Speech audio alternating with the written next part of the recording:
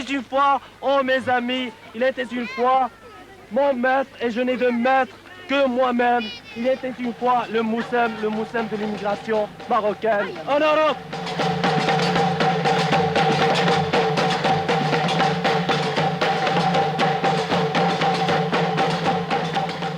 C'est une réunion entre les gens du Maghreb. Et je crois que c'est une occasion quand même que les travailleurs étrangers puissent se rencontrer dans un Moussem, parce qu'il y a des gens qui viennent de la Hollande, de la Belgique, de Strasbourg, un peu partout, des régions de France. Et c'est une occasion aussi qui nous fait vivre un peu dans notre pays, quoi, si vous voulez.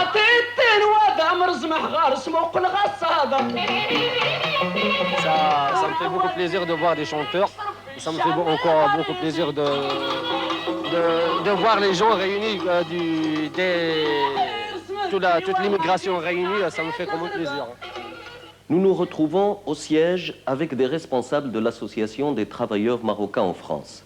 Si l'Association des travailleurs marocains en France a choisi de vous montrer ces images, c'est parce que l'année dernière, lors de l'événement Le Moussem de l'immigration marocaine en Europe, qui a rassemblé plus de 20 000 participants, marocains ou d'autres communautés, ou français, ou plus largement de l'Europe, c'est parce que certains médias, lors de cet événement, ou particulièrement ceux qui sont censés montrer des images du mouvement associatif marocain, se sont empêchés de le faire, alors que souvent, on nous montre des aspects largement folklorisants de la réalité marocaine, qui cachent d'ailleurs tant de souffrances. Le Moussem, lui, présente une autre réalité. Ça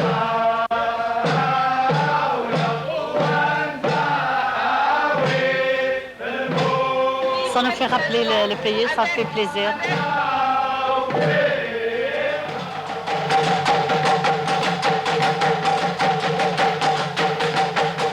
Dans toutes les régions du Maroc et selon les saisons, selon les traditions de chaque région, le Moussem se tient souvent autour d'un marabout et la tradition veut que ça soit une fête, une rencontre pour manger, danser, etc.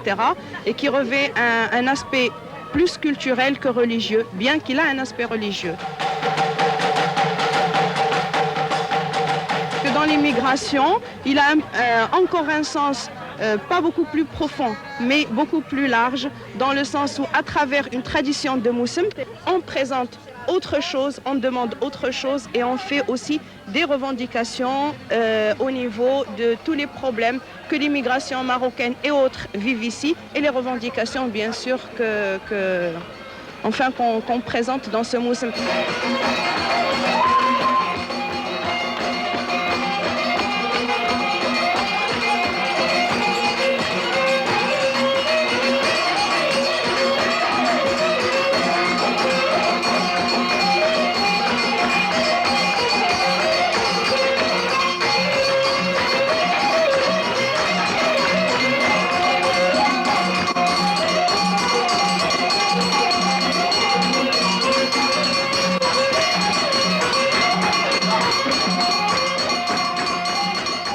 Ça fait 20 ans. 20 ans que j'ai quitté le Maroc. Si c'est possible de tourner là-bas, c'est plus tard, pas tout de suite. Je ne peux pas vous dire exactement si je vais rentrer ou si je vais rester en France, mais je crois que la rentrée s'effectuera bien un jour. Vous souhaitez vous rentrer au pays? Moi, j'espère un jour, oui.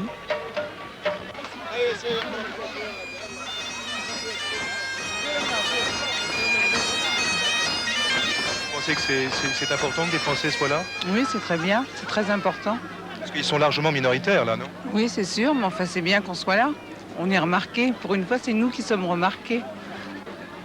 Je ne pense pas que c'est la seule façon d'affirmer le refus du racisme. Il y a certainement d'autres façons de l'affirmer, mais c'en est une.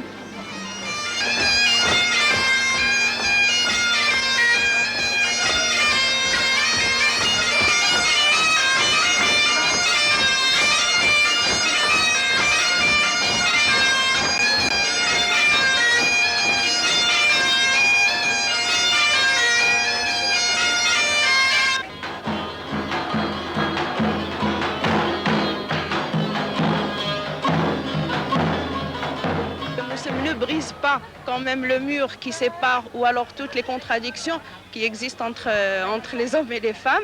Les problèmes, ça ne brise pas. Mais traditionnellement, c'est une des fêtes où il n'y a pas tellement de séparation. C'est-à-dire que c'est le Moussem est une fête qui est pour tout le monde. Les maris, les femmes et tous les enfants.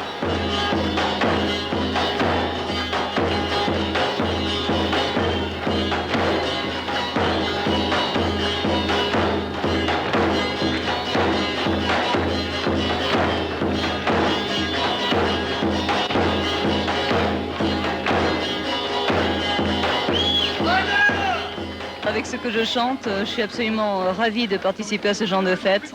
Je défends depuis des années la liberté, l'antiracisme et je trouve que c'est fantastique de se trouver au milieu de gens qui se battent depuis des siècles pour leur liberté, leur identité. Maintenant, voyons certains aspects plus actuels. Et d'abord sur le plan juridique. Effectivement, un des grands problèmes que nous rencontrons aujourd'hui est celui-ci. La loi qui a institué le titre unique de séjour en 84 et qui, rappelons-le, a été votée à l'unanimité, se trouve actuellement remise en cause à travers les directions départementales et les préfectures. La remise en cause de cet acquis légal nous pose de grands problèmes. Surtout lorsqu'on pense que c'est justement par ces méthodes-là que le pouvoir fabrique de lui-même des clandestins, c'est-à-dire, pour demain, des expulsables potentiels. Nous avons toutes les craintes aujourd'hui, surtout à travers les mesures de licenciement massives qui sont prévues à terme, notamment chez Citroën et Talbot, et Renault également. Je crois qu'il faut apporter aussi un élément sur l'insécurité, c'est par deux chiffres qu'il faut donner. En 1980, il y a eu à peu près il y a eu plus de 235 agressions racistes et en 1982, il y a eu plus de 80 tentatives d'assassinat ou assassinats racistes. Donc ce qu'il faut dire, c'est ceux qui vivent l'insécurité, c'est aussi les immigrés. Alors face à ça, est-ce que vous ne pensez pas que la question de l'aide au retour ou l'aide à la réinsertion dans les pays d'origine ne peut pas être une solution pour vous? Évidemment, l'aide au retour reste une illusion pour l'ensemble des travailleurs et surtout les Marocains. Aucune condition de réinsertion pour le peu qui ont essayé de créer leur propre activité se sont rencontrés à plusieurs tracasseries administratives et corruption. À titre d'exemple, plus de 1200 travailleurs ont été victimes d'une escroquerie par une société immobilière franco-marocaine avec la complicité des autorités. Il leur a été extorqué plus 1,5 milliard d'anciens francs. Ce n'est qu'un exemple parmi tant d'autres lorsqu'on connaît les injustices et les privations des libertés démocratiques qui s'abattent sur l'ensemble du peuple marocain.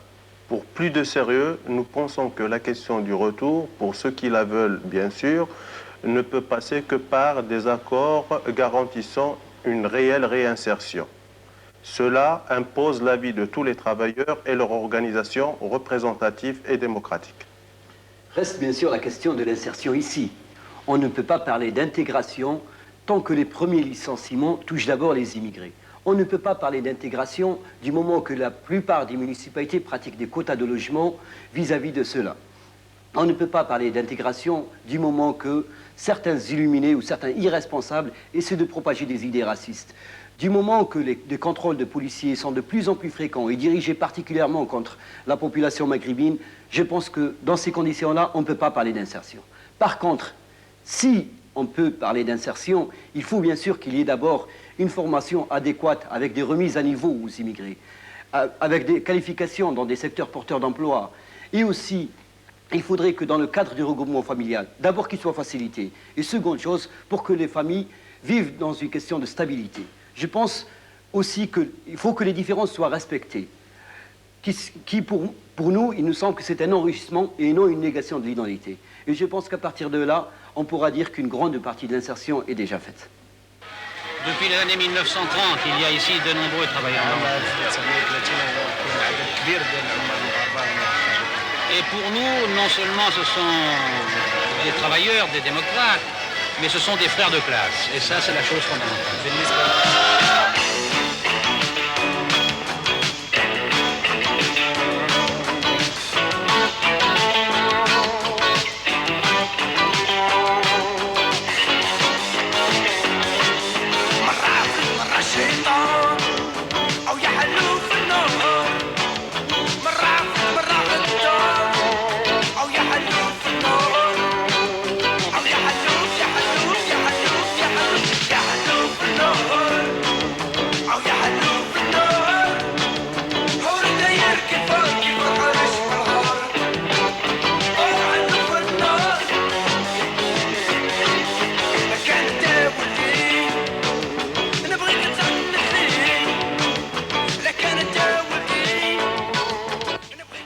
On milite pour toutes sortes de répressions, toutes sortes de formes de répression raciste, qu'elles soient racistes, chauvinistes ou quelles qu'elles soient.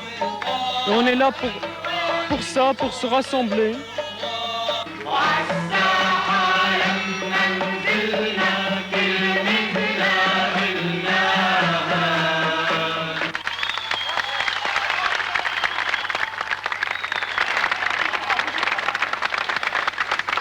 Dans l'immigration, on vit certains problèmes qui ne sont pas étrangers.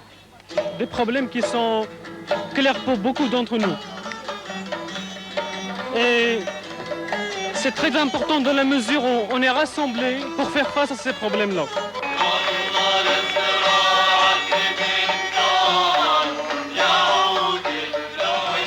Vous êtes de quelle nationalité? Moi, personnellement, je suis marocain, mais ça n'a rien à voir là-dedans. C'est un fait que ce sont des organisations marocaines qui organisent ces fêtes-là. Mais il aurait suffi que moi je sois d'une autre nationalité, hein, belge ou turc, grec, que je sois de la communauté européenne ou pas. Et ce qui est le plus important pour moi, c'est que je sois ici avec mes frères, qu'ils soient français ou autres, pour dire on est là, on se met la main dans la main pour faire face à tant de dangers qui nous guettent et auxquels on ne fait pas très attention.